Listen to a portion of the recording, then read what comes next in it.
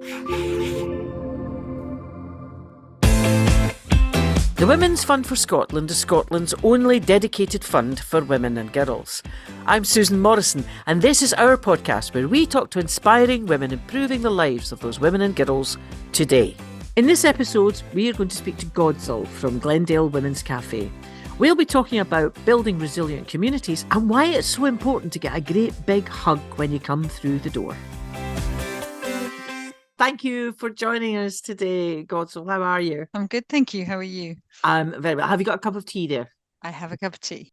There's no better way to have a chat than with a cup of tea, I always think. And it's very apt because Glendale Women's Cafe, I imagine, does a lot of business in cups of tea. Yes, absolutely. Yes, we are all about tea and refreshments and food and people coming together over things that make them feel welcome. How long has it been there? So Glendale Women's Cafe celebrated 10 years during lockdown. So I would say that we are at 11 or 12 years, depending on if you count what we lost. It first came about, I haven't been there since the beginning. It first came about with a bunch of mums at the school gates of Glendale Primary School, hence the name, kind of saying, wow, what can we do around here? How can we meet? How can we share things? And they started up as a kind of a temporary get together. And since then, we've grown into a drop-in space for people. We used to do 1 day a week, and now we've just expanded to 2, which is brilliant. Oh, that's amazing. So how many women are attending? How many would you say you're? Well, we have capacity for between 25 to 30 on a daily basis at one time, within the space. So there's a flow in and out. But we have a WhatsApp group of more than that. So the WhatsApp group is how we connect and communicate with everybody about what's happening. And we've probably got about 70 plus people on the WhatsApp group. That is a lot of people on a WhatsApp group. That will keep the notifications will be pinging all the time. They are mostly muted, yes. So did it start, is it still mainly mums? Or who are you working with now? Yeah, so it started with those mums 10 years ago, and those mums are still quite mostly involved with the cafe, though clearly their children are a lot older now. Our demographic kind of changes. At the moment, I would say we've probably got slightly older women coming to the cafe. We regularly check in with surveys and various things to find out how old people are or other things about the people who come to the cafe. So I would say we've got a pretty healthy spread of people between 30 and 75. That's a widespread. That's yeah, for sure. Yeah. I mean, basically, we are for the women of Pollokshields, and so the women of Pollokshields are a varied bunch. Yep, I've been there. They're also quite a determined bunch, and they're just a wee bit scary. In that very Glaswegian way. Yeah, we're very welcoming when we know you. Yeah, I don't mean that, but what I mean they are very welcoming. They're also very welcoming in a scary way. Do you know what I mean? There's something about a Glaswegian going, come away in, and it's like, it's more of a command, really. But very supportive, and it seems to me that that's what the Glendale Cafe is all about. Yeah, the Glendale Cafe has the demographic of Pollokshields is really broad. There are loads of different kind of ethnicities and ages and family shapes and sizes that live in Pollokshields. So actually, the women who come to the cafe are really varied. And what we do is we're there to welcome people to drop in and chat and eat, but we also put on activities according to what the women want. The reason for the cafe is for women to pop in, meet each other, learn about Pollokshields and share information. And so we do that through activities, through outings, through bringing partner organizations to come in and talk to the women about what they're doing. So it could be around health, or it could be about well-being or creative activities. We've gone to visit local museums. Museums come to us. Mostly we like to do stuff in the cafe because people have carved out their Tuesdays and now Wednesdays to be specifically about coming to the space.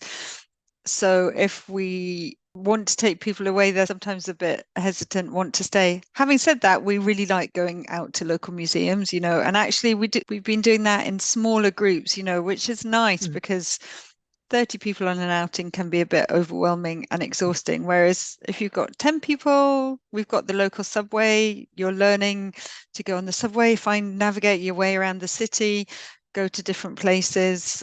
So actually, there's a whole load of different skills being developed by coming along and taking part in our activities.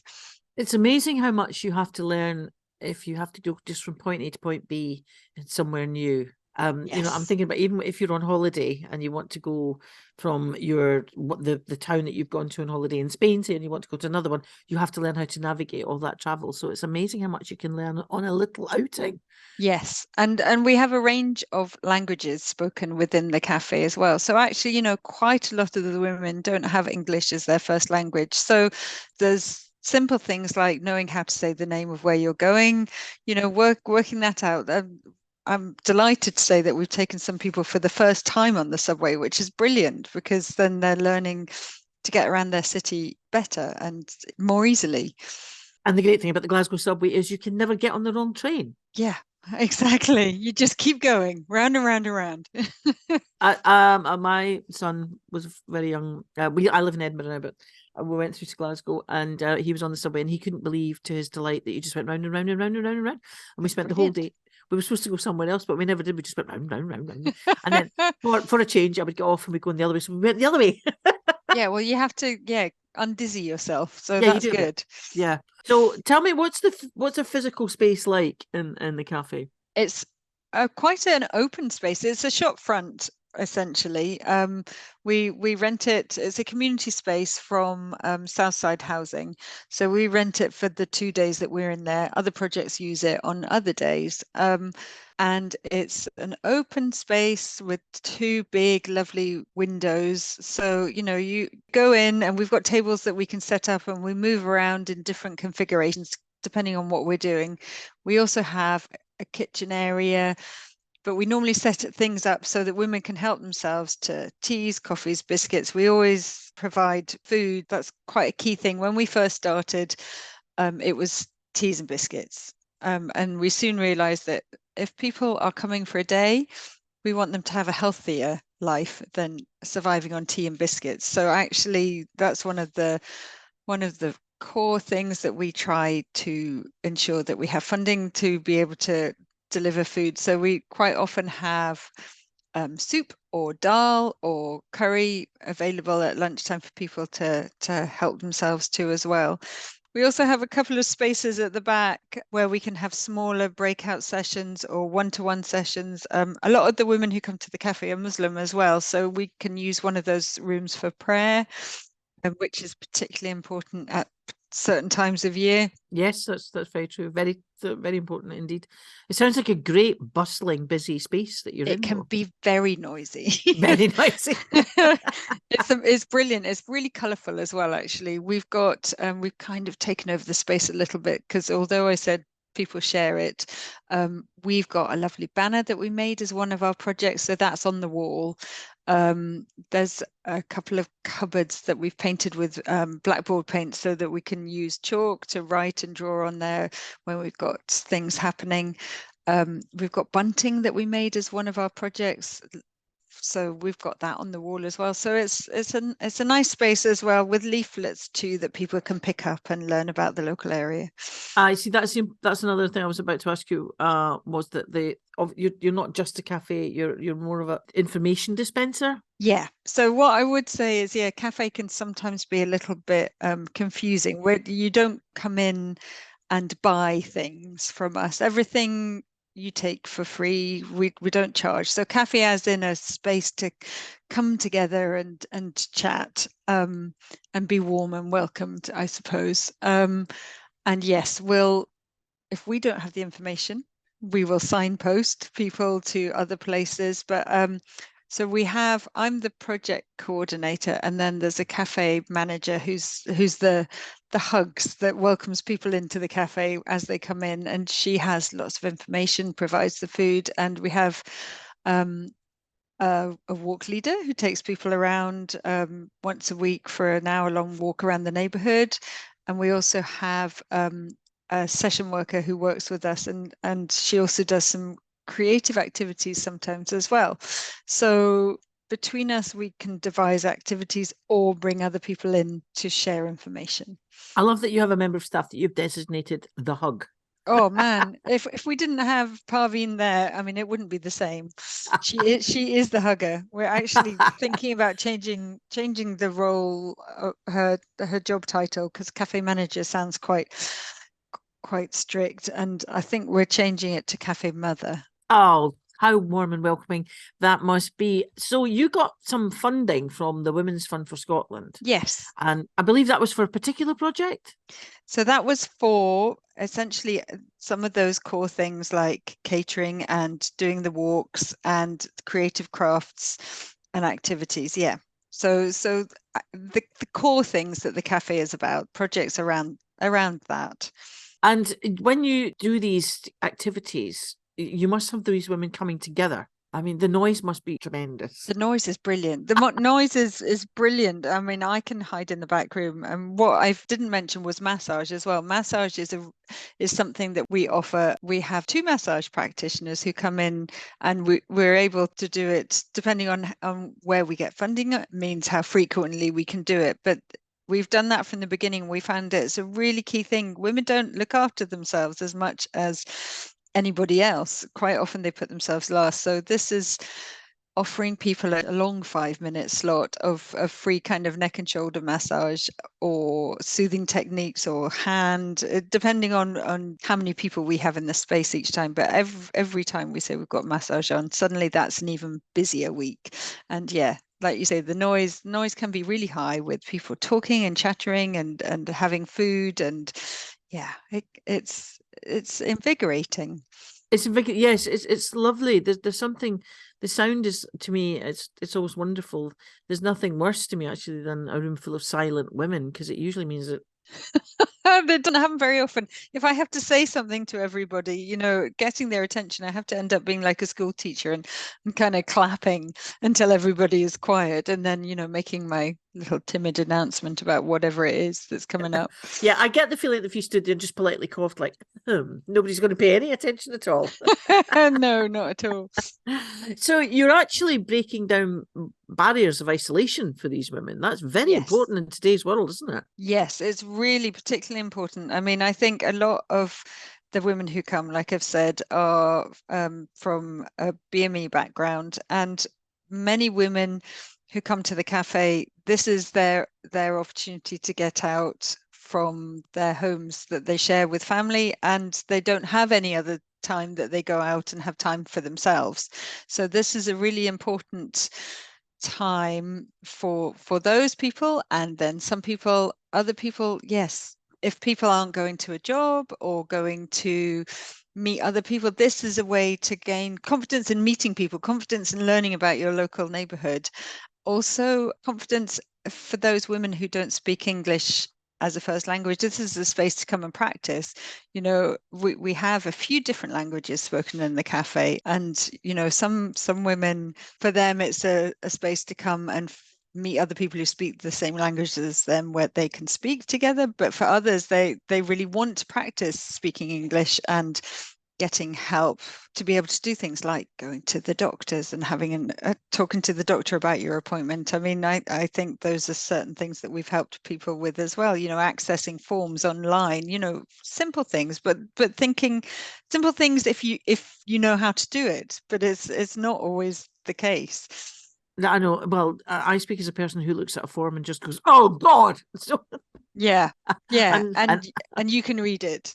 The other thing that I was interested in, the cafe is so buzzing with life from what I can. When I was looking at it online and stuff, but I thought, how do you get into those? How do you make connections with those communities? Because sometimes these women are very isolated to start with. Word of mouth is quite a big thing for us, but also part of my role really is to meet and network with other local organisations, and tell them about who we are. And we also have leaflets that we put into the local schools on a fairly regular basis, letting people know. Social media seems to be the best way for us to share information. So there's a Pollokshields Facebook page that we will share information on when we're doing things or update people. We have a website. the WhatsApp group. We kind of seem to have a pretty steady, regular curiosity of people. We're also, like I said, we're a shop front. We put a board out that has information just saying, we're the Glendale Women's Cafe and our opening hours are Tuesday and Wednesday, 10 till 3. So that's a way for people walking past to pop in. Certainly some new flats have been built or are being built across the road, and from people moving in there, we've had some women coming and joining the cafe. So, being visible, people talking about us, meeting people through different networks. Southeast Integration Network is a really key one for us as well, because there are so many south side of Glasgow organisations that are a member of that. So we share our information through them. Yeah, and you're doing all. This is going to sound really patronising. Sorry, but you're doing all the right things. Well done. Thanks. Thank you. Thank you.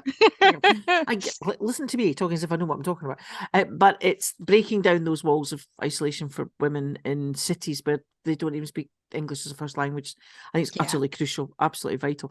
I also love the fact that you are customer led. Yes. They tell you what they want to do and then you facilitate it, basically, right? Absolutely. Yeah. We have ideas of what we like to do. We know what has worked before, but we regularly ask the women what they want to do. There's no point in us doing stuff if people don't want to do it. I mean, we exist for the people who come to be in the cafe. We've started encouraging people to fill in surveys on the WhatsApp, which is really brilliant because that's quite a nice anonymous way for people to feed in their comments on things. But we'll also do it in different ways. Like I said, we've got a blackboard, so we maybe get people to write things on that. And sometimes we do the paper filling exercise of filling in evaluation forms. So yeah, the women are really good at telling us what they like and what they don't like. And can we have more of this, please? That's equally important. Women telling you what they like, what they don't like is just as important. Yes, women are very good at saying what they don't like and encouraging them to say what they do like. Sometimes it needs a bit more prodding. Yeah, because they're not used to thinking of themselves, women. Yeah. And I think that's a big issue, not just amongst the communities, but all over the place. You find women are putting themselves last, which is the great thing about the cafe. You're giving them space to be themselves for a little while. Yes, and I think actually as well, what you're saying is that sense of community is lovely because you find out that, someone's then brought their mum or their mother-in-law or, their child's mother-in-law, so there are these connections where people are actually it's trickling through the community, and it's really nice to say, oh yeah, well, you're now going to do some yoga. Well, I know that my neighbor would be really interested in this, or, so it's not always about the people who've been there the longest wanting to do things. All the women have different needs and requirements, and it's good for them to tell us what they want to do. Doesn't mean we'll be able to do it immediately, but we've got it on our list of wants. That's quite a difficult outcome to measure, though, isn't it? I mean, and sometimes with funders, not so much the Women's Fund for Scotland, but these soft outcomes are quite difficult to measure, and they quite like to see numbers. How do you quantify making people feel better? Yeah, you're right. It is hard. There are regular questions. I suppose the most recent survey that we did was in August, and so we put questions about how did you feel before you came and why do you keep coming back, and so questions around how people feel. When people come to the cafe, we take a name and a postcode so that we know where women live. And actually, the majority of the women who come to the cafe are from Pollokshields or have a connection to Pollokshields.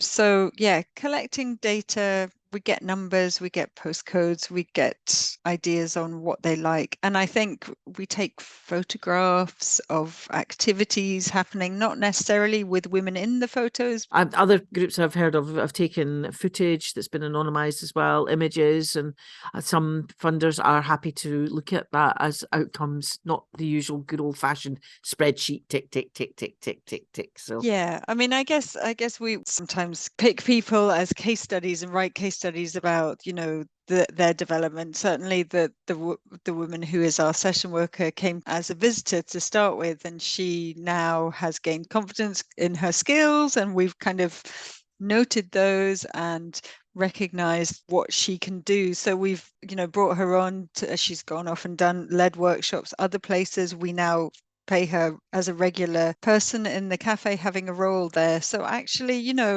there is development there. That's an easy, lovely story, that one.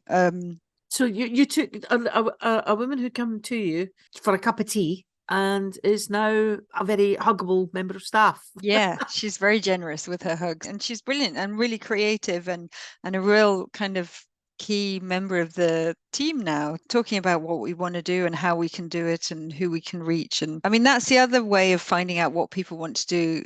There's, people are the eyes and ears on the ground of the cafe, finding out what the women are talking about, wanting to do, or, responding to things that are current. So, for example, we wrote a letter recently about how we feel about the situation in Palestine, and we sent it to local MPs in Glasgow because, that's how the cafe has been really affected by it. There's a lot of women who are feeling it personally. So we wanted to make that statement. You're evolving. For a cafe, you don't stand still, do you? No. No. I mean, and you've got no plans to take the word cafe away, though, have you? Because No. it just, to me, it's everything that it's not a development centre or drop-ins. It's a cafe, which to me is always tea, biscuits. I know what you said about healthy food, but it's also, cafes to me are a wee treat. Yes, it's I think I really like that, what you just said there. It is for a lot of the women, it is their weekly treat. It is Tuesday is my day.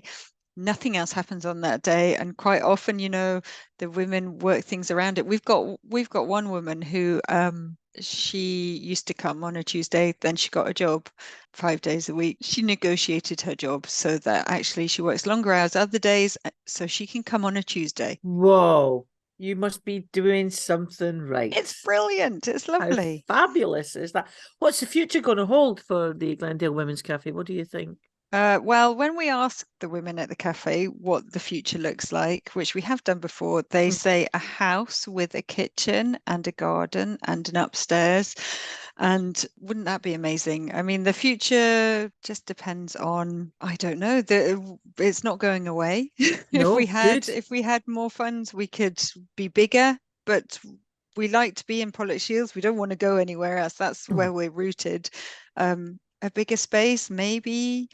That comes with other things. Certainly, I currently only work 1 day a week there. It would be great if I had more hours. If there were more hours for people and more capacity, more staff, more. But we don't. More. We're taking it slowly, because actually, if you have more, there's more responsibility for making it be like that all the time. And it's very lovely to be in demand and liked. Oh yes, but those women who met at the school gates all those years ago, I don't think they could have imagined it was going to turn into something like this. Do you? I don't think they did. No, yeah, we'd have to ask them. It's lovely to have them still around. Ah, it's wonderful. Well, thank you so much for joining us and telling us all about the Glendale Women's Cafe. I might come through just so I can get a hug off Parveen. Sounds amazing. Yes. Brilliant. Thank you. Thank you so much. Thank you for joining us and listening to this story. I hope you've been inspired. And if you would like to support the Women's Fund for Scotland, search for us online and listen out for our other podcast episodes.